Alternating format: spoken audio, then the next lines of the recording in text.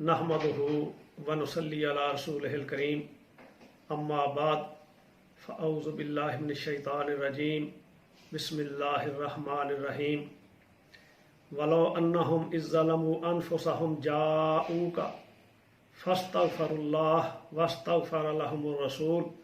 लवजदुल्लाह तव्वाबन रहीमा। सदक़ल्लाहु मौलाना अज़ीम। हाज़रीन ग्रामी कद्र, आज हम मसनवी शरीफ से उस्तने हनाना के हवाले से ज़िक्र करेंगे।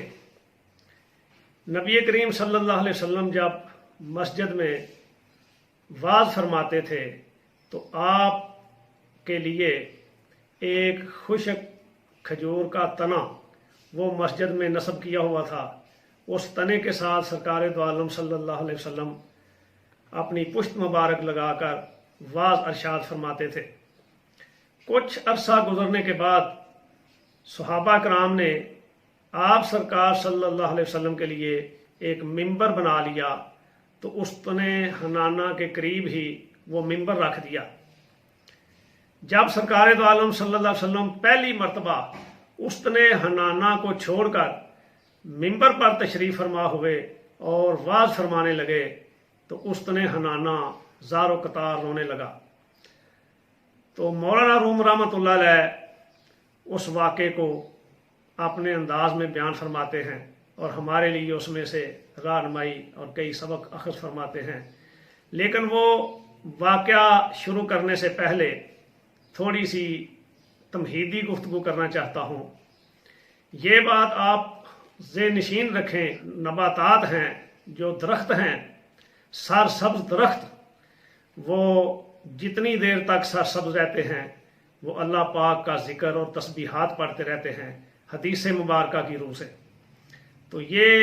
खजूर का जो तना जिसको उस्तने हनाना कहते हैं, ये भी जब दरख्त की शक्ल में था, पता नहीं कितनी उसकी उम्र थी जब तक वो सरसब्ज़ व शादाब रहा। 50 साल उम्र थी, 100 साल थी या कमो बेश थी, जितनी भी उसकी उम्र थी और जितनी देर भी वो सरसब्ज़ व शादाब रहा, तो उसकी टहनियाँ, उसके पत्ते वो अल्लाह का जिक्र और अल्लाह की तस्बीहात करते रहे। लेकिन ये जो दरख्त और नबातात अल्लाह की तस्बीहात करते हैं, अल्लाह पाक का ये फैसला है, इनको उसका अजर और उसके सिले में जन्नत नहीं मिलती। ये अमर इलाही के ताबे जिक्र तो करते हैं, तस्बीहात तो पढ़ते हैं, लेकिन जैसे इंसानों को जिक्र और तस्बीहात के सिले में अजर मिलता है, नेकियां मिलती हैं या जन्नत मिलती है, नबातात को और दरख्तों को वो जिक्र और तस्बीहात के नतीजे में जन्नत नहीं मिलती। ये अल्लाह पाक का अपना एक असूल है, अपना एक कायदा है, अपना एक फैसला है। ये बात ज़हन में रखें क्योंकि इसका मैंने आगे जाके रेफरेंस देना है। अब मौलाना रूम रहमतुल्लाह अलैह फरमाते हैं, उस्तने हन्नाना दर हिजरे रसूल नालमीज़द हम चूं अर बाबे अकूल। मौलाना रूम रहमतुल्लाह फरमाते हैं कि वो जब सरकार दो आलम सल्लल्लाहु अलैहि वसल्लम मिंबर पर तशरीफ ले गए तो वो सतून जो था उस्तने हनाना वो ज़ारो कतार रोने लग पड़ा फिराके मुस्तफ़ा में, और ऐसे रोता था जैसे इंसान रोते हैं, कोई जी अकल जैसे रोता है। तो इस तरह उसने रोना शुरू कर दिया। दरमियाने मजलसे वाज़ां चुना काज़वे आगा गश्त हम पीरो जवां। वो सरकार दो आलम सल्लल्लाहु अलैहि वसल्लम की जो मजलिस वाज़ थी, सरकार वाज़ फरमा रहे हैं, सहाबा कराम सुन रहे हैं। उस मजलिस वाज़ में उसने ऐसा रोना शुरू किया कि हाज़रीन में जो बूढ़े थे, जो जवान थे, सब आगाह हो गए। सबको पता चल गया कि उस्तने हनाना, ये सतून, ये खजूर का तना, ये ज़ारो कतार रो रहा है। बुलंद आवाज़ आनी शुरू हो गई। दर तहय्युर मांद असहाबे रसूल کازچے میں نالد ستوں بارزو تو آپ سرکار صلی اللہ علیہ وسلم کے صحابہ اکرام حیران ہو گئے کہ یہ ستون سراپا گریہ زاری ہو گیا ہے، پورا جسم اس کا طول و عرض اس کا رونے لگ پڑا ہے۔ تو یہاں تک جو واقعہ آیا ہے اس میں مولانا روم رحمۃ اللہ علیہ یہ اشارہ فرما رہے ہیں کہ اس ستون کو جو وصل مصطفیٰ نصیب ہوا، سرکار دو عالم صلی اللہ علیہ وسلم کی قربت نصیب ہوئی، آپ کی بارگاہ کا وصل نصیب ہوا، اس کے اثرات یہ پیدا ہوئے کہ وہ استن حنانہ جو ایک خشک تنا تھا اس میں زندگی کے آثار پیدا ہو گئے، اس نے رونا شروع کر دیا، اور صرف زندگی کے آثار پیدا نہیں ہوئے، اس میں ایمان کے آثار بھی پیدا ہو گئے، اس کو معرفت مصطفیٰ بھی نصیب ہو گئی، اس کو محبت مصطفیٰ بھی نصیب ہو گئی، اس کو مقامات مصطفیٰ کا بھی علم ہو گیا، اور اس کو فراق مصطفیٰ کے بھی احساسات پیدا ہو گئے۔ تو یہ جو اس میں زندگی لوٹ آئی، اس کی واحد وجہ وصل مصطفیٰ ہے، آقا کریم صلی اللہ علیہ وسلم کی قربت ہے۔ وہ جس طریقے سے بھی سرکار کی بارگاہ میں پہنچ گیا اس کو وصل نصیب ہو گیا۔ تو یہ ہمارے لیے اس میں تربیت کا یہ نقطہ ہے کہ اے امتی، تو بھی سرکار دو عالم صلی اللہ علیہ وسلم کا وصل اختیار کر، ظاہراً کر یا باطناً کر۔ جب وصل مصطفیٰ تجھے نصیب ہو جائے گا تو جس طرح وہ خشک لکڑی کا تنا اس میں زندگی آ گئی تھی، تیرا مردہ دل بھی زندہ ہو جائے گا بطفیل مصطفیٰ کریم صلی اللہ علیہ وسلم، بطفیل وصل مصطفیٰ صلی اللہ علیہ وسلم۔ آپ کے نور نبوت کا صدقہ تیرا دل بھی زندہ ہو جائے گا، لیکن اس کے لیے وصل شرط ہے۔ تو میں جب اس مقام پر پہنچا تو مجھے وہ جو آیت ہے اعوذ باللہ من الشیطان الرجیم وَلَوْ أَنَّهُمْ إِذْ ظَلَمُوا أَنفُسَهُمْ جَاءُوكَ، تو میں یہ سمجھا، میرے ذوق نے یہ مجھے کہا کہ اللہ پاک بھی مومنوں کو یہ ترغیب دے رہے ہیں، گناہ گاروں کو یہ ترغیب دے رہے ہیں کہ میری بارگاہ سے اگر گناہوں کی معافی چاہتے ہو تو اس کا ایک پورا پروسیجر ہے، اس کا ایک پورا طریقہ کار ہے، اس کا ایک پورا لایا عمل ہے، لیکن اس کا پہلا سٹیپ جاؤ کا ہے کہ میرے محبوب کا وصل حاصل کرو۔ اب میں اہل علم سے معذرت کے ساتھ یہ جاؤ کہ میں نے اور اس کے مفہوم میں لفظ وصل استعمال کر رہا ہوں۔ سرکار دو عالم صلی اللہ علیہ وسلم کی بارگاہ میں حاضر ہو جاؤ، تو گویا اللہ پاک بھی ہمیں یہی راستہ بتا رہے ہیں کہ اگر آپ اللہ کی بارگاہ سے مغفرت چاہتے ہیں، بخشش چاہتے ہیں، فضل والا معاملہ چاہتے ہیں، تو اس کا پہلا سٹیپ یہ ہے کہ وصل مصطفیٰ اختیار کرو۔ وصل ظاہری اعتبار سے بھی ہوتا ہے، وصل باطنی اعتبار سے بھی ہوتا ہے، وصل حال کے اعتبار اور کیفیت کے اعتبار سے بھی ہوتا ہے۔ تو اب ہم چونکہ ظاہری اعتبار سے آقا علیہ الصلوۃ والسلام کی زیارت سے بھی محروم ہیں، تو ہمارے لیے وہ وصل کی کیفیت ایمانن ہوگی، محبتن ہوگی، ادبن ہوگی، تعظیمن ہوگی، تعزیرن ہوگی، توقیرن ہوگی، اطاعتن ہوگی، اور آقا علیہ الصلوۃ والسلام کی بارگاہ اقدس میں روضہ پاک پر حاضری کی شکل میں ہوگی، یا باطنی طور پر آقا کریم صلی اللہ علیہ وسلم کی بارگاہ میں اپنے آپ کو پیش کر کے، اپنے آپ کو حضور کی بارگاہ میں حاضر کر کے تو ہم وہ وصل کی کیفیت حاصل کریں۔ پہلا مرحلہ استن حنانہ کو جو کیفیات حاصل ہوئیں، جو ایمان اور زندگی اس کو ملی، ہم بھی اگر اپنے دل زندہ کرنا چاہتے ہیں، ہم بھی اگر اللہ کی بارگاہ سے فضل کے متلاشی ہیں، فضل کے طالب ہیں، تو اس کا پہلا سٹیپ یہ ہے کہ سرکار دو عالم صلی اللہ علیہ وسلم کی بارگاہ کا وصل اختیار کیا جائے۔ تو حاضرین گرامی قدر، جب نبی کریم صلی اللہ علیہ وسلم کے اس وصل سے، اس قربت سے استن حنانہ میں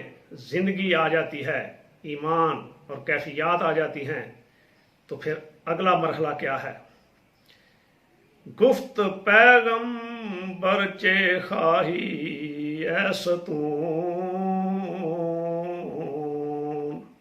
گفت جانم از فراقت گشت ہوں. تو جب وہ رو رہا ہے، آقا کریم صلی اللہ علیہ وسلم ممبر پر تشریف فرما ہیں، تو آپ ممبر سے نیچے آ جاتے ہیں، نیچے تشریف لاتے ہیں اور استن حنانہ کے اوپر اپنا دست مبارک رکھ دیتے ہیں اور پوچھتے ہیں کہ اے استن حنانہ، اے ستون، تو کیا چاہتا ہے؟ تو اب اس کے شعور کا، اس کی زندگی کا، اس کے ایمان کا لیول دیکھیں. وہ عرض کرتا ہے کہ یا رسول اللہ صلی اللہ علیہ وسلم،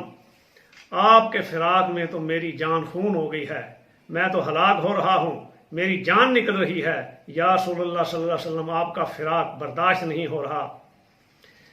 از فراق تمہارا چوں سوخت جان، چون نالم بے تو اے جان جہاں.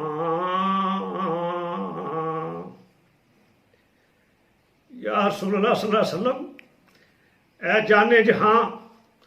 آپ کے فراق سے میری جان نکل رہی ہے، میں آپ کے فراق میں کیوں نہ روؤں؟ آپ مجھے چھوڑ کر ممبر پر تشریف لے گئے ہیں، آپ نے اپنی مسند مبارک تبدیل فرما لی ہے، تو میں کیوں نہ روؤں؟ مسندت من بودم از من طاقتی، برسرے ممبر تو مسند ساختی. یا رسول اللہ صلی اللہ علیہ وسلم،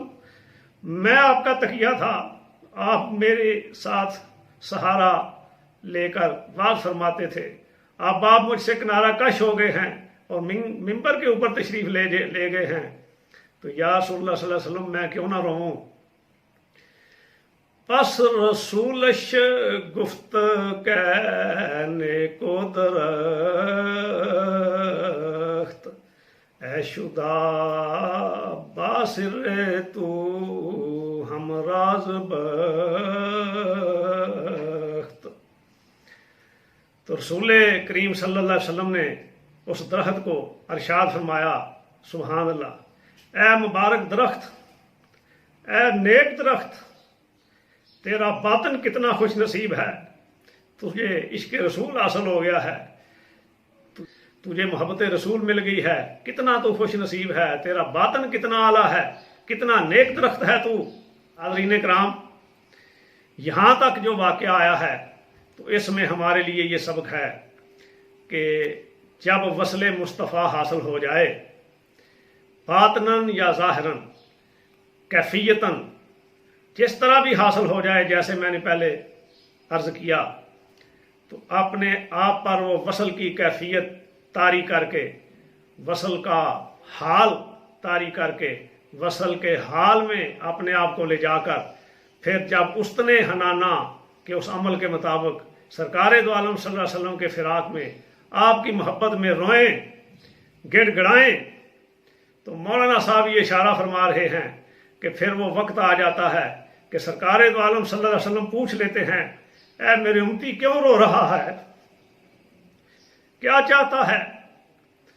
کیا معاملہ ہے؟ کیا پریشانی ہے؟ تو استن حنانہ ہمیں بہت کچھ سکھا رہا ہے. تو آگے پھر سرکار دو عالم صلی اللہ علیہ وسلم نے جب اس کو پوچھ لیا کہ اے استن حنانہ، تیری گریہ ازاری، تیرا یہ رونا، اس کے پیچھے کیا معاملہ ہے؟ اس نے بتا دیا کہ یا رسول اللہ صلی اللہ علیہ وسلم، آپ کے فراق اور آپ کی محبت میں رو رہا ہوں، آپ کی جدائی میں رو رہا ہوں. تو پھر آقا کریم صلی اللہ علیہ وسلم نے پوچھ لیا کہ اب بتا تیرے ساتھ کیا معاملہ کیا جائے، کیسے خوش ہوگا تو، کیا چاہتا ہے تو؟ گر ہمیں خواہی ترا نخلے کنند، شرقیو غربی زیتو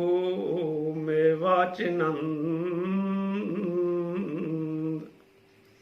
آقا کریم صلی اللہ علیہ وسلم نے ارشاد فرمایا کہ ایک آپشن تو یہ ہے کہ تجھے پہلے کی طرح سرسبز و شاداب درخت بنا دیتے ہیں، اور تجھے اتنا میوہ لگے، اتنی کھجوریں لگے، اتنا پھل لگے کہ شرق سے غرب تک لوگ تیرا پھل کھائیں اور تجھے دوبارہ سابقہ حالت میں لوٹا دیتے ہیں، اور دنیا میں ہی تجھے سر سبز و شاداب درخت کی شکل میں واپس لوٹا دیتے ہیں۔ دوسرا آپشن یہ ہے، یا دراں عالم حقت سروے کند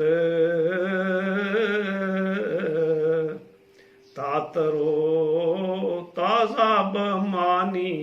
تا ابد۔ دوسرا آپشن یہ ہے کہ اگر تو چاہے تو تجھے حق تعالی جنت کا درخت بنا دے، پھر تو ہمیشہ جنت میں رہے گا۔ تو دنیا میں سرسبز و شاداب درخت بننا چاہتا ہے یا جنت کا درخت بننا چاہتا ہے؟ جیسے تو کہتا ہے ویسے فیصلہ فرما دیتے ہیں۔ تو یہاں ایک تو شان مصطفیٰ کا اظہار ہو رہا ہے کہ آقا کریم صلی اللہ علیہ وسلم چاہیں تو وہ جو بظاہر بے جان درخت ہے، خشک تنا ہے، عالم انسانیت سے اس کا کوئی تعلق نہیں، عالم جنات سے اس کا کوئی تعلق نہیں، جنت اور جزا و سزا سے اس کا کوئی تعلق نہیں، تو اس کو سرکار دو عالم صلی اللہ علیہ وسلم اگر چاہیں تو جنت میں پہنچا دیں۔ تو میں یہ بات جو پہلے تمہید میں نے عرض کی ہے کہ جو درخت ہیں، پودے ہیں، اللہ کی تسبیح کرتے ہیں جب تک سرسبز و شاداب رہتے ہیں، لیکن اس کے نتیجے میں اللہ پاک ان کو جنت عطا نہیں فرماتے۔ تسبیحات بہت اعلیٰ ہیں، تسبیحات کا مقام بہت بلند ہے، اللہ کے ذکر کا مقام بہت بلند ہے، لیکن یہ فیصلہ بھی اللہ پاک کا ہے کہ ان کو جنت نہیں ملنی، انہوں نے جنت میں نہیں جانا۔ لیکن محبت رسول، وصل رسول، ادب رسول اور فراق رسول میں صلی اللہ علیہ وسلم میں تڑپنے کا صلہ یہ ہے کہ وہ درخت بھی جنت میں پہنچ جاتا ہے۔ اور میرے ناقص اور محدود علم کے مطابق شاید یہ واحد درخت ہے جس کو سرکار دو عالم صلی اللہ علیہ وسلم نے جنتی ڈکلیئر فرما دیا۔ تو مولانا روم رحمۃ اللہ علیہ ہمارے لیے یہ اخذ فرما رہے ہیں اس سے کہ پہلے وصل حاصل کرو، پھر سرکار دو عالم صلی اللہ علیہ وسلم کی بارگاہ میں گریہ وزاری کرو، روو، محبت اور فراق رسول میں تڑپو، اور جب آپ میں یہ کیفیت پیدا ہو جائے گی، جب آپ اس مقام تک پہنچ جائیں گے تو پھر ایک مرحلہ آ جاتا ہے اور آ سکتا ہے کہ سرکار دو عالم صلی اللہ علیہ وسلم خود پوچھ لیں کہ اے میرے امتی بتا کیا چاہتا ہے، تیری کیا خواہش ہے، تیری کیا مرضی ہے، تیری گریہ وزاری تجھے سکون میں کیسے لا سکتی ہے، مجھے بتا۔ تو یہ آقا کریم صلی اللہ علیہ وسلم کی شان ہے اور یہ مقام مصطفیٰ ہے اللہ کی بارگاہ میں کہ سرکار دو عالم صلی اللہ علیہ وسلم اگر درخت کے لیے بھی جنت کا فیصلہ فرما دے تو وہ جنت میں اللہ تعالیٰ اس کو پہنچا دیتے ہیں۔ گفت آن خواہم کے دائم شد بکاش، بشنوے غافل کم از چوبے مباش۔ مولانا صاحب فرماتے ہیں کہ وہ استن حنان عرض کرنے لگا جب سرکار نے اس کو پوچھا کہ اس دنیا میں دوبارہ واپس سرسبز و شاداب حالت میں رہنا چاہتا ہے یا ہمیشہ کی زندگی تجھے جنت میں عطا کر دیں اور تجھے جنت میں پہنچا دیں، تو وہ ستون عرض کرتا ہے۔ اب اس کا شعور دیکھیں کتنا بلند ہے، اس کا ایمان کتنا بلند ہے، اس کی زندگی کی کیا کیفیت ہے۔ وہ عرض کرتا ہے یا رسول اللہ صلی اللہ علیہ وسلم، وہ جو ہمیشہ کی زندگی ہے میں وہی اختیار کرنی چاہتا ہوں، یعنی گویا مجھے جنت میں سرکار پہنچا دیں۔ اب مولانا روم رحمۃ اللہ علیہ یہاں تک پہنچ کر فرماتے ہیں کہ اے غافل انسان، اے غافل امتی، اے غافل مسلمان، تو اپنے آپ کو لکڑی کے اس تنے سے کم تر تو نہ رکھ، اس سے ہی سبق سیکھ لے، اس سے ہی آداب رسول، اس سے ہی محبت رسول، اس سے ہی نسبت رسول، اس سے ہی وصل رسول، اسی سے حاصل کر لے، اسی سے سبق سیکھ لے۔ اگر وہ خشک تنا آقا کریم صلی اللہ علیہ وسلم کے فضل سے، آپ کی رحمت سے وہ خالی نہیں رہا، تو اے مومن، اے مسلمان، تو جتنا بھی گناہ گار ہو، اگر इसी प्रोसीजर को अडॉप्ट करे वसल रसूल जाऊका के तहत, फिर सरकार दो आलम सल्लल्लाहु अलैहि वसल्लम तुझे किसी वक्त पूछ भी लें, और वो सरकार जब पूछें तो तू फिर अर्ज़ कर कि या रसूलुल्लाह सल्लल्लाहु अलैहि वसल्लम मैं आपकी शफात चाहता हूँ। तो ये जब खुश्क तना वो मारूम नहीं रहता, तो ए गाफिल उम्मती तू भी गफलत छोड़ और सरकार दो आलम सल्लल्लाहु अलैहि वसल्लम के साथ अपनी निस्बतें बहाल कर, तू भी इंशाअल्लाह ताला मारूम नहीं रहेगा। सरकार दो आलम सल्लल्लाहु अलैहि वसल्लम की करम नवाजी तुझ पर भी उसी तरह होगी। फिर आखिर पे एक शेर इस वाक़े के एंड पे मौलाना साहब फरमाते हैं, आंसतूरा दफन कर दंदर जमी कूचो मरदम हश्र कर दद यौम दी। फिर उस सतून को ज़मीन में दफन कर दिया गया, और मौलाना साहब फरमाते हैं क़यामत के दिन जब लोग उठेंगे कब्रों से, तो वो उस्तने हनाना भी कब्र से उठेगा और जन्नत में जाएगा। तो हाज़रीन ग्रामी कदर, आज का ये दर्स बड़ा दिलचस्प है, बड़ा अहम है कि वो खजूर का तना जो जितनी देर दरख्त की शक्ल में सरसब्ज़ व शादाब रहा, तस्बीहात भी अदा करता रहा, लेकिन ये चूँकि कायदा है, असूल है कि जन्नत का हकदार नहीं ठहर सकता, लेकिन मोहब्बत रसूल में एक ही दफ़ा गिड़गिड़ाया, फिराक रसूल में एक ही दफ़ा रोया, और सरकार दो आलम सल्लल्लाहु अलैहि वसल्लम ने उस दरख्त को भी जन्नत में पहुँचा दिया। तो हमारे लिए, इंसानों के लिए, मोमिनों के लिए, गुनाहगारों के लिए इसमें बहुत बड़ा सबक है कि अगर अल्लाह पाक के निज़ाम अदल के तहत मामलात हुए तो बख्शिश नामुमकिन है। हम जैसों की बख्शिश नामुमकिन है, आला हस्तियों की बात नहीं कर रहा। अगर निज़ाम अदल के मुताबिक फैसले हुए तो बख्शिश नहीं हो सकती। हम इतने गुनाहगार हैं, इतने नाफरमान हैं, इतने गाफिल हैं, लेकिन जैसे कि उस खजूर के तने की नसीब में भी अदरवाइज जन्नत नहीं थी, लेकिन आका करीम सल्लल्लाहु अलैहि वसल्लम की निस्बत से, आपकी शफात से, आपके फजल करम से, आपकी रहमत से, आपकी तवज्जुहात से, आपके वसल की बरकत से वो खुश्क तना भी जन्नत में चला गया। तो हम भी अल्लाह का अगर फजल चाहते हैं, और फजल से ही बख्शिश हमारी हो सकती है, अदल से बख्शिश मुमकिन नहीं, तो उसका एक ही तरीका है जो उस्तने हनाना की सुन्नत से हमें हासिल हुआ कि सरकार दो आलम सल्लल्लाहु अलैहि वसल्लम की बारगाह का वसल, आपकी बारगाह की हाज़री पहले वो इख्तियार की जाए, फिर गिड़गिड़ाया जाए, फिर सरकार से इस्तगासा किया जाए, इल्तिजा की जाए, सरकार दो आलम सल्लल्लाहु अलैहि वसल्लम से शफाअत तलब की जाए। तो इंशाअल्लाह ताला अगर दरख्त मारूम नहीं रहा तो हम उम्मती भी मारूम नहीं होंगे, और आका करीम सल्लल्लाहु अलैहि वसल्लम हमारी शफाअत फरमाकर हमारे ऊपर अल्लाह के फजल का दरवाज़ा खोल देंगे, और फजल के नतीजे में ही हमारी बख्शिश हो सकती है। तो उसके लिए सरकार दो आलम सल्लल्लाहु अलैहि वसल्लम से अपनी निस्बत को मजबूत से मजबूत तर करने की ज़रूरत है। अल्लाह पाक हम सब को ये तौफीक अता फरमाए, ये शऊर अता फरमाए, ये कैफियत अता फरमाए, ये हाल अता फरमाए कि हम आका करीम सल्लल्लाहु अलैहि वसल्लम के बारगाह के वसल की कैफियत से लुत्फ़ अंदोज़ हों। और अगर कभी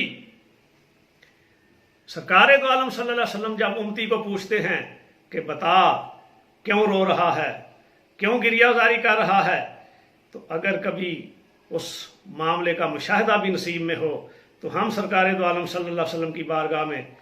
अर्ज़ करेंगे उन कैफियत वसल में जो हज़रत इमाम ज़ैनुल आबिदीन अलैहिस्सलाम ने की थी। या रहमतल लिल आलमी अनता शफीउल मुज़निबी अकरिम लना यौमल हज़ी फदलों अजूदों वल करम अकरिम लना यौमल हज़ी फदलों अजूदों वल करम वमा अलैना इल्लल बलाग।